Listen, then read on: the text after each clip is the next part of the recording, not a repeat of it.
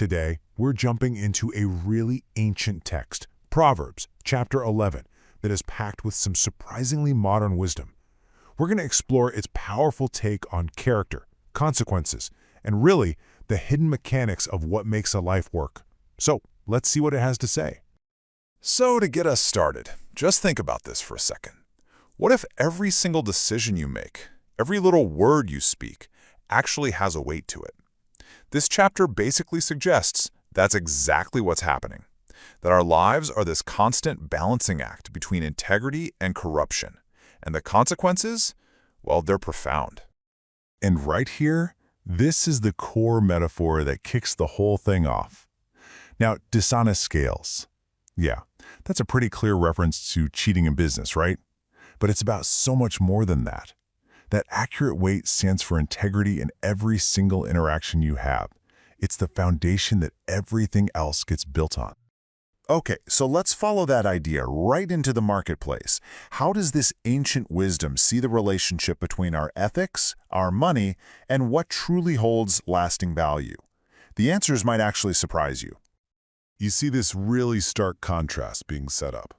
On one side, you've got the illusion, the idea that wealth is the ultimate form of security. But the text just completely flips that script.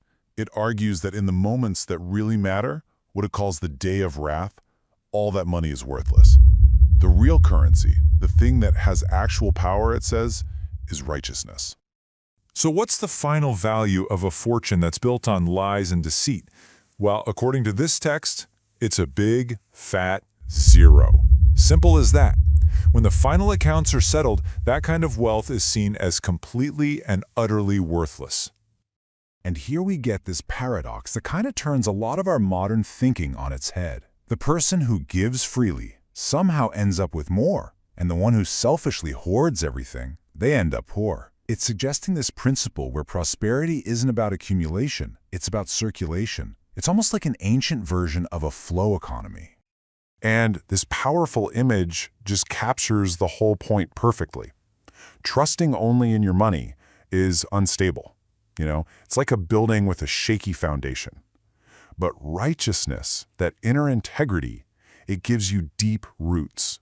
It lets you thrive naturally, consistently, just like a healthy green plant. All right, so let's see how this builds.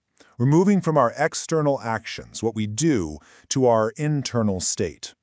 The text argues that what happens in the marketplace is really just a symptom of who we are on the inside.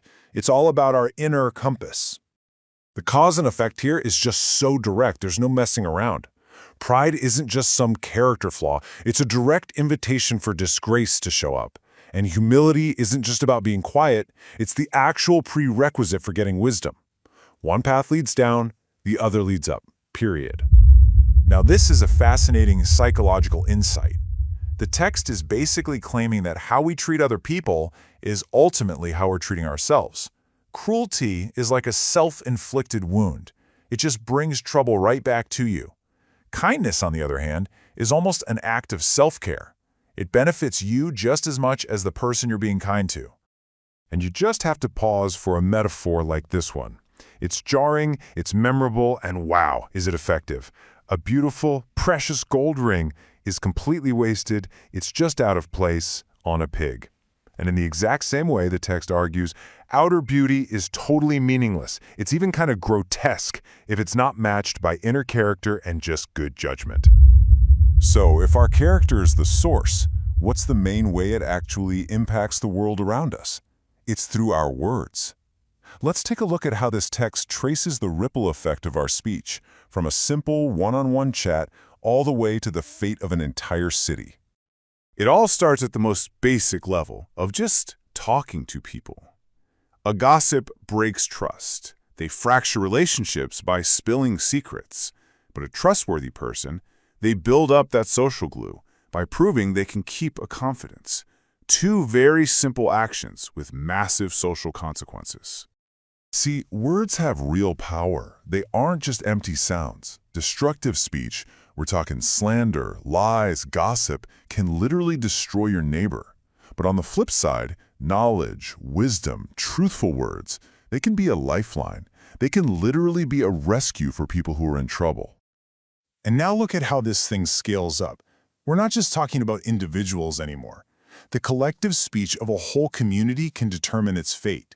The mouths of the wicked, filled with lies and contempt, they can literally tear down the social fabric of an entire city. But the blessing of the upright, their positive, truthful, wise words, that's what actually builds a city up. And that ripple effect reaches its absolute peak right here, at the national level. The principle expands from a personal conversation all the way to national policy. A nation without wise guidance is just doomed to fail. Its salvation, its deliverance lies in having lots of wise counselors giving good advice. The health of a whole nation depends on the quality of its conversations. So, we've seen how this all works in business, in our own character, and in our speech. The chapter now brings it all home, presenting this super clear vision of two different paths in life, and each one has its own unavoidable destination. The journey really breaks down into these two paths. Path 1 is guided by integrity. It acts like a reliable GPS for your life. Path 2 is a trap, where your own unchecked desires just end up leading you astray. And the final destinations, they could not be more different. One leads to life, the other to death. And here we get this beautiful final image for that first path. A life of integrity, it doesn't just benefit you. It becomes a source of life and nourishment and shelter for everyone around you. Your legacy is something that is generative and life-giving. But the contrast for the second path is just devastatingly stark. It's not just that their life is over. The text says their hope perishes with them. Everything they were banking on, all their wealth, their schemes, it all just vanishes into nothing. There is no legacy, there's only an ending. So the chapter concludes by turning the tables on us and leaving us with this final, really challenging question.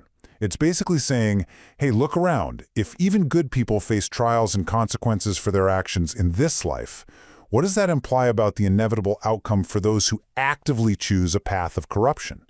It's a question of cosmic cause and effect, and it just leaves us there to think about the weight of our own choices on those scales.